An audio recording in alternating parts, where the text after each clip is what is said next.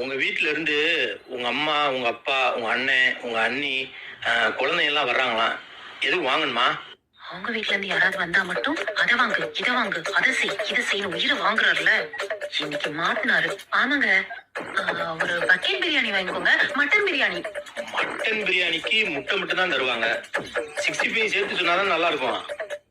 ஆடு அதுவா வந்து மாட்டுது. ஆமாங்க, 65 சொல்லிருங்க. 2 கிலோ.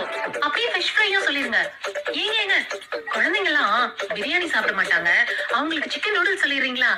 குழந்தைங்கன்னு சொல்ற, ஐஸ்கிரீம் வேண்டாமா? ஆமாங்க ஐஸ்கிரீமும் சொல்லிருங்க.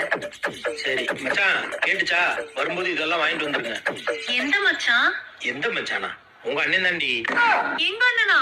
அவன் தாண்டி வரும்போது ஏதாவது வேணுமா சொல்லுங்க, வாங்கிட்டு வர்றேன். நீங்க ஏன் மாப்பிள்ள அலையிறீங்க அப்படின்னு சொன்னான். வேற எது வாங்கணுமா சொல்லு. மச்சான்